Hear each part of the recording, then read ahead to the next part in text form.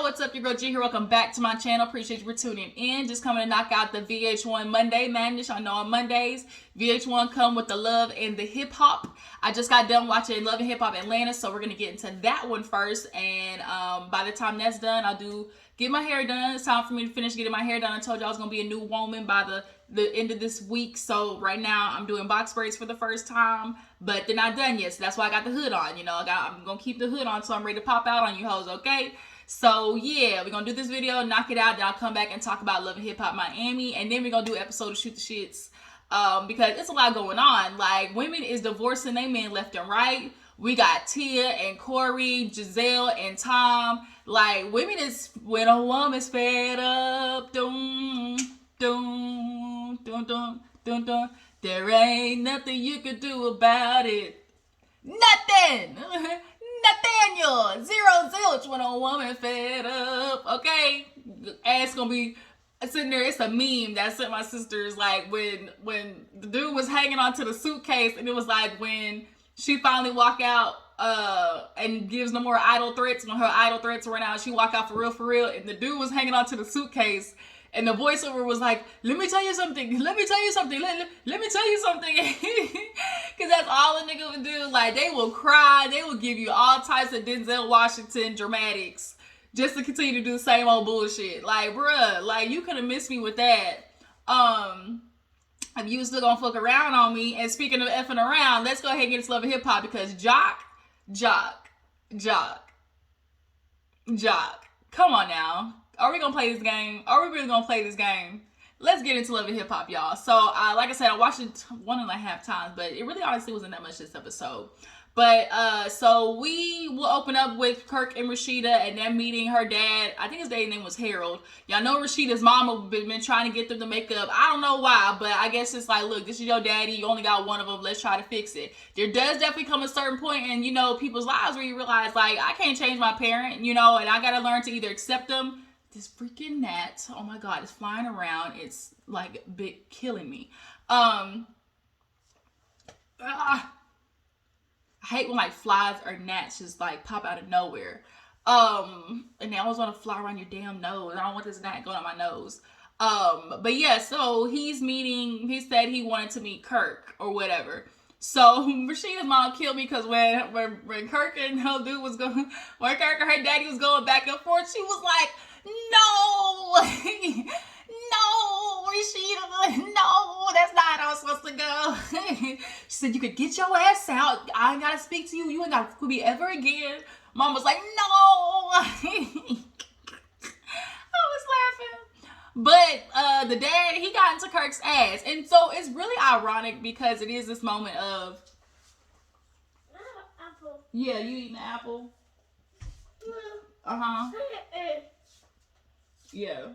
All right, y'all, I'm back. So I was speaking on, I'm pretty sure Rasheeda's dad's name is Harold, but it's just really ironic him being the man to sit there and try to rib on Kirk as if it's like you were really a better example. Like, you gotta understand, she chose the ain't shit nigga because of who was the ain't shit nigga example? You. And so a lot of times, like, why is there just no accountability on the fact that, like, you can point at everything Kirk did wrong, you know, on his part, but you don't want to accept anything that you did wrong on your part. But until the shit changed. Because at first it was like, you know, Rasheeda could accomplish this without you. Like, what would you do? And like, you know, you the meal ticket. As basically Harold to Rasheeda is Mama Joyce to Candy. Ty got him a lemon and found lemonade, okay? And right now, he's saying, Kirk, you done found your meal ticket. Now you over here with a whole bistro, you know?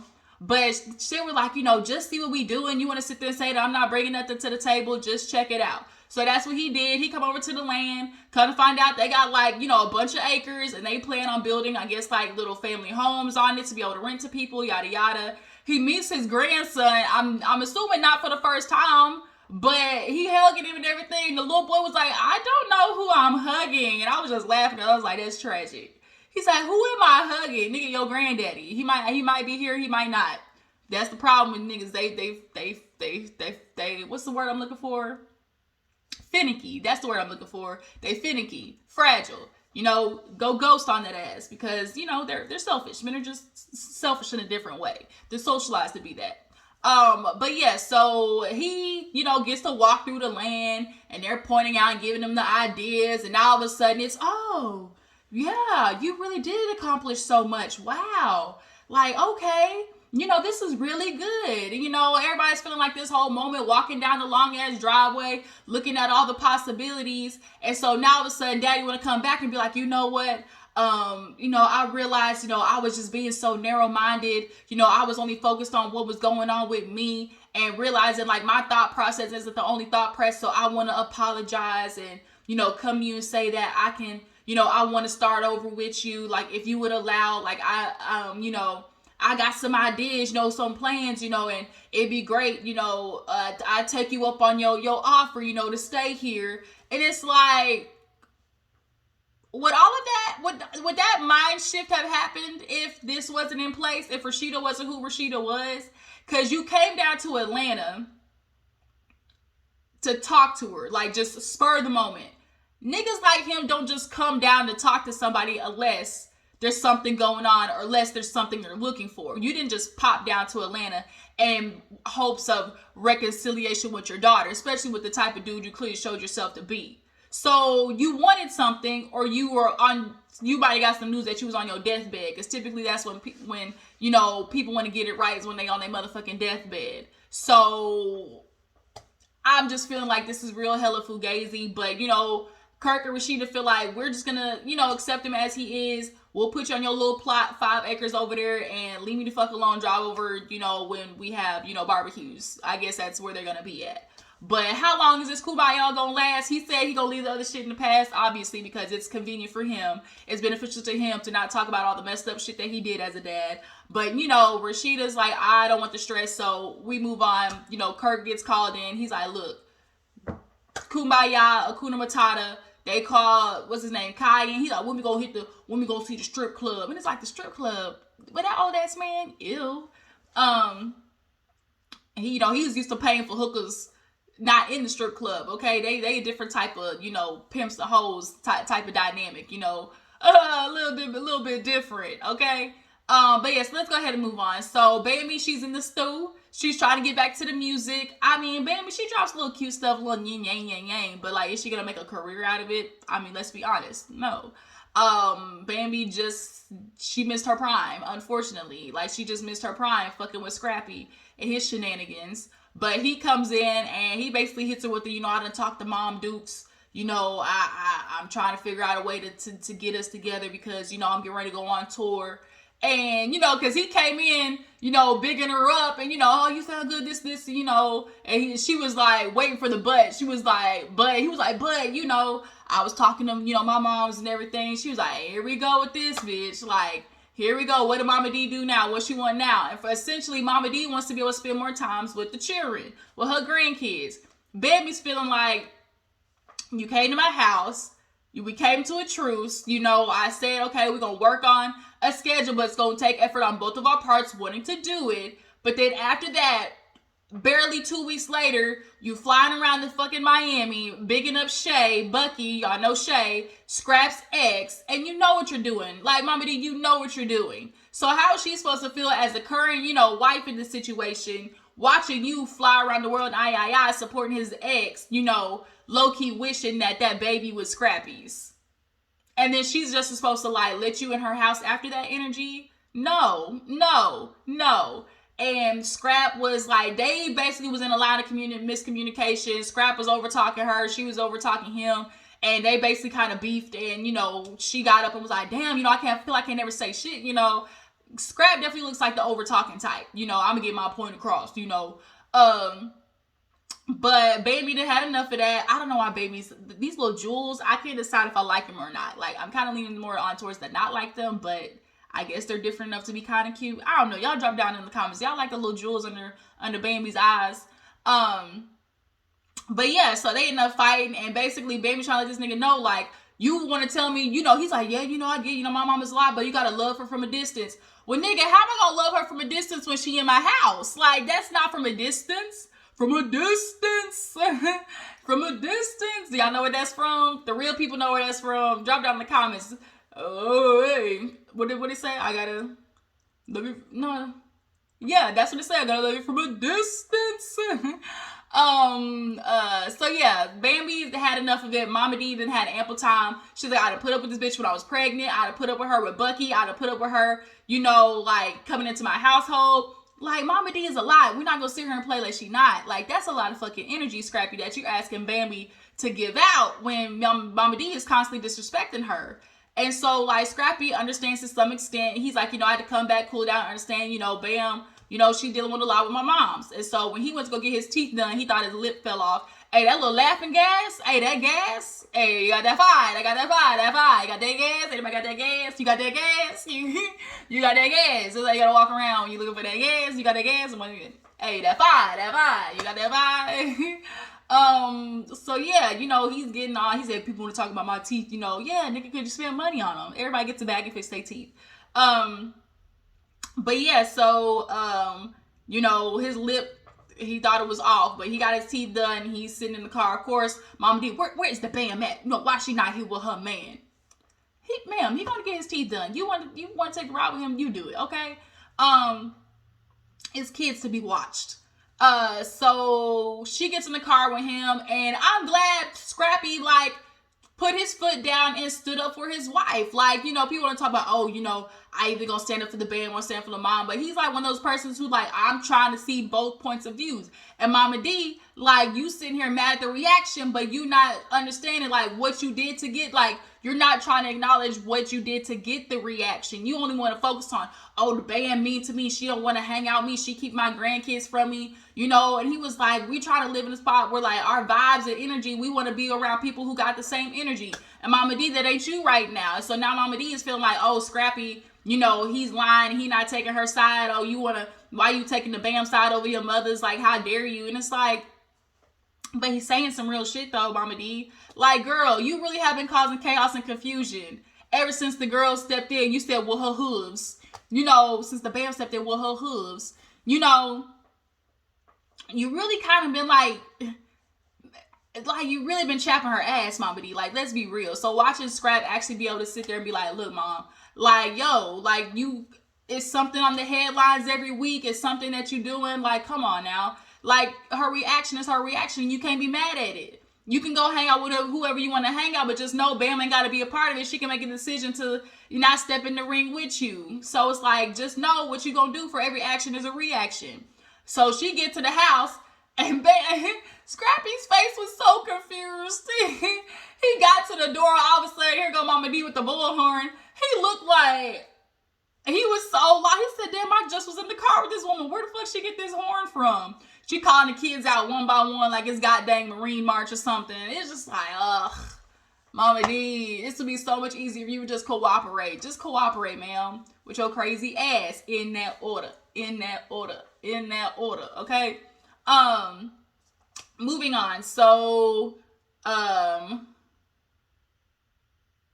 did Kendra go to see Jock? No. Who went to go see Jock? Scrappy. Scrappy went to go see Jock. That's what it was. So Scrappy go to see Jock. And he man, I gotta catch up with Cuzzo. I keep hearing all these rumors, and everything. And I'm sitting here talking to Bam, and she keep trying to convince me, no, some shit's popping off with your cousin. And so Scrap want to sit there and act like it just couldn't be fathomable, him doing all of these things. So let me go talk to him and also get some advice because I'm stuck in between these women. Really?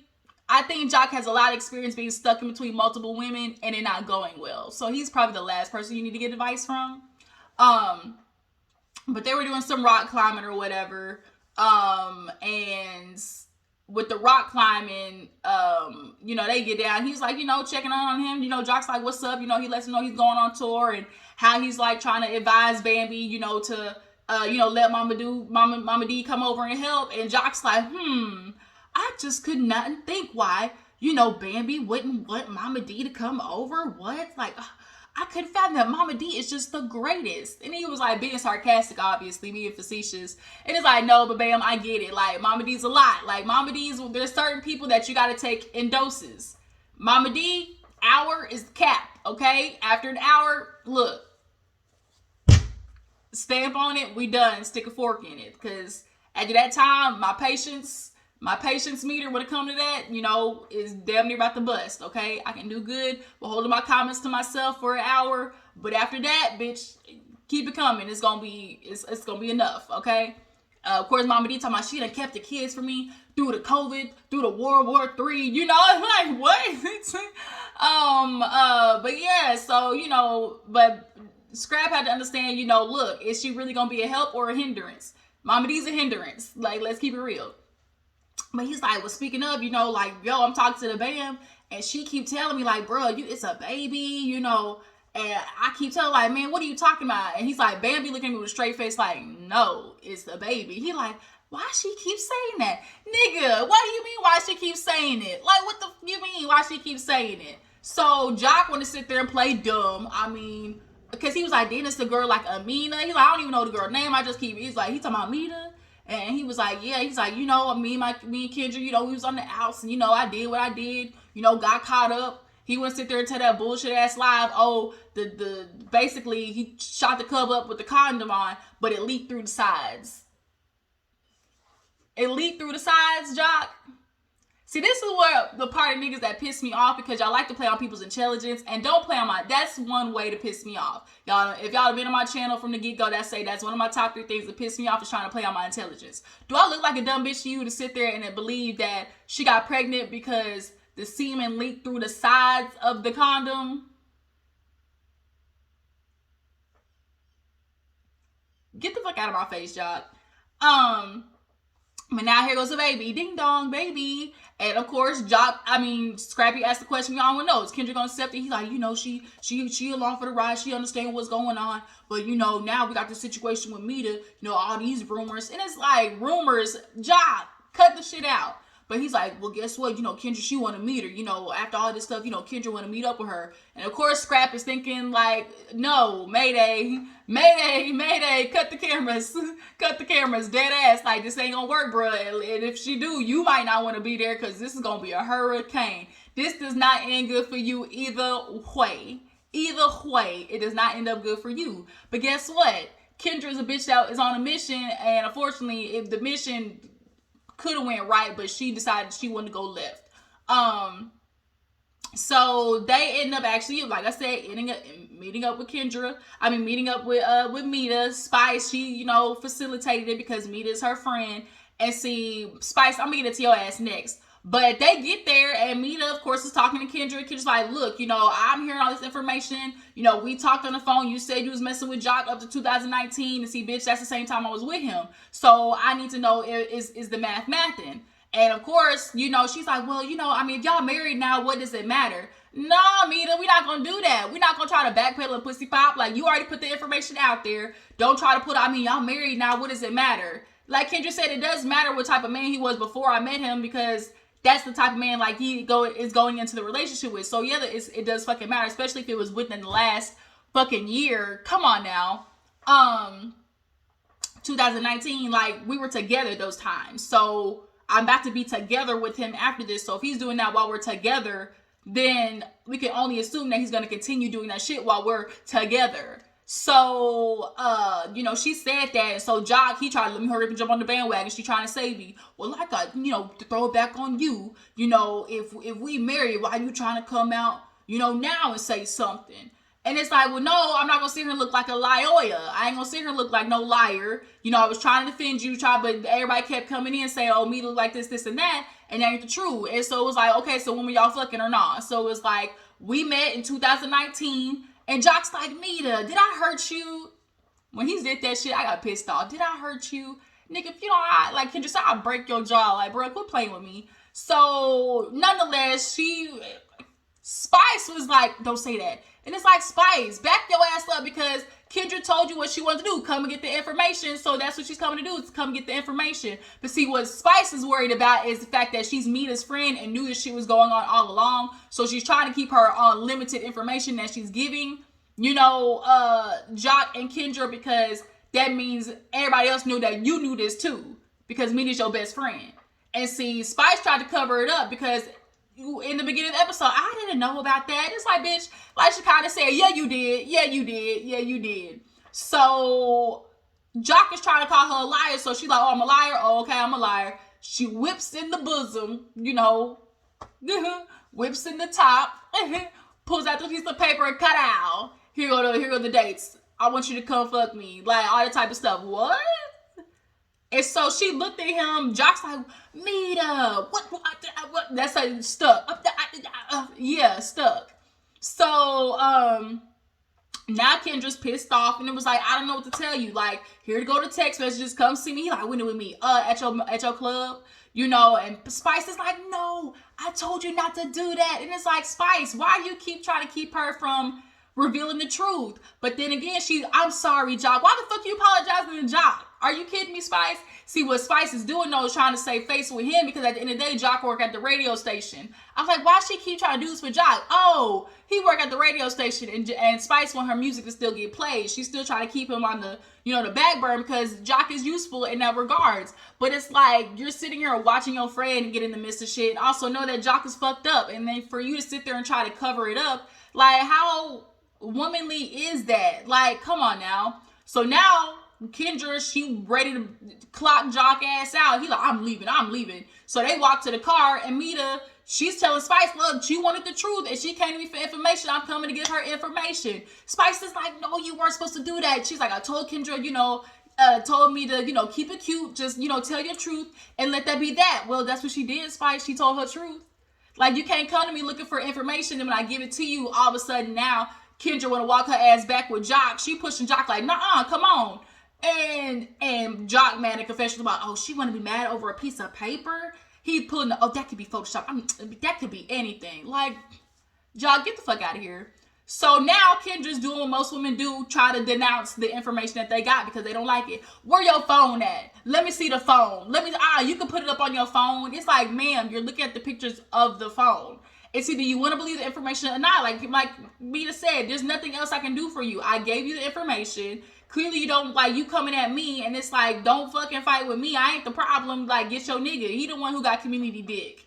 I mean, I just sat on it from that time to time, but that's because I wanted dick. Now, did she fall in love? Yes. But at the end of the day, like, Meda, you gonna have to step in your shit too. Like, understanding, like, you knew about her. Y'all knew about each other. Like, y'all knew about each other. For them to sit there and shake hands as if they didn't know who the fuck each other was. That shit got me. But yeah, you guys, loving hip hop, Atlanta. I appreciate y'all for tuning in. Tell me what you feel about Jock and Meda, and how do you guys feel about Spice sitting there trying to, like, tell, you know, Meda not to reveal all the information? If you were Bambi, would you keep Mama D away from you?